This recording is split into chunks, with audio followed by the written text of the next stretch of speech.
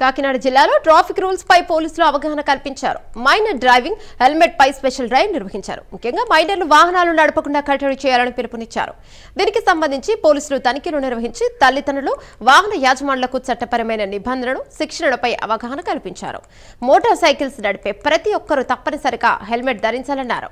Licence ఉన్నవారే వాహనాలను నడపాలని చెప్పారు. ట్రిపుల్ రైడింగ్, బైక్ స్టంట్స్, అధిక స్పీడ్ వలన జరుగు ప్రమాదముల గురించి ప్రజలకు వివరించారు పోలీసులు. స్కూల్ బస్సులు, ఆటోలు, వ్యాన్లలో పరిమితి మించి విద్యార్థులను ఎక్కించుకోవద్దని తెలియజేశారు పోలీసులు. పిల్లల్ని పూర్తిగా కంట్రోల్లో ఉంచుకోవాల్సినటువంటి అవసరం ఉందా లేదా? మీకు తెలియకుండా మీరు దాని నుంచి పట్టుకెళ్ళిపోయాడంటే రేపు ఏదైనా పట్టుకెళ్ళిపోతారు కదా. వాహనం అంటే ఒక ఆట వస్తువేం కాదు కదా. ఆట బొమ్మ అది పట్టుకోవడానికి. వాహనం అంటే డేంజర్ జోన్.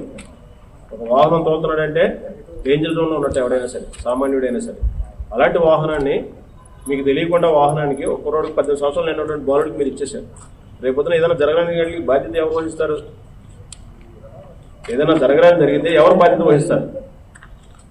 పూర్తిగా తల్లిదండ్రులు మీ పిల్లల్ని, మైనారిటీ తీరినటువంటి పిల్లల్ని పూర్తి కంట్రోల్లో ఉంచుకోవాలి. మీరే సంరక్షకులు తల్లిదండ్రులకి.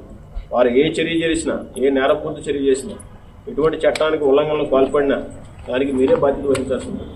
బండి తోలితే యాక్సిడెంట్లు చేసే అవకాశం ఎక్కువగా ఉందన్నట్టు అవకాశం మీకు తెలుసు కూడా మీరు ఎందుకు బండి అలో చేస్తున్నారు? జరిగితే ఎవరి బాధ్యత?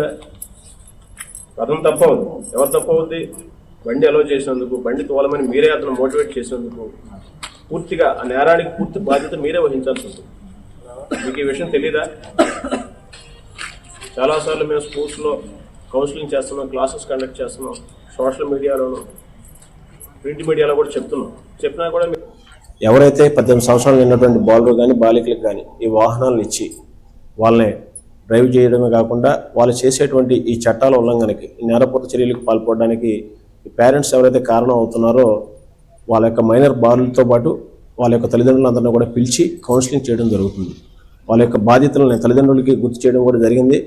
పిల్లలు ఎవరైతే కంట్రోల్లో లేరో వాళ్ళందరి దగ్గర కూడా కౌన్సిలింగ్ చేసిన దాంట్లో వాళ్ళు ప్రతి ఒక్కరిని కూడా పేరెంట్స్ని ఎందువల్ల జరుగుతుంది, ఎందుకు మీరు మైనర్ పిల్లలకి బళ్ళు ఎందుకు ఇస్తున్నారు,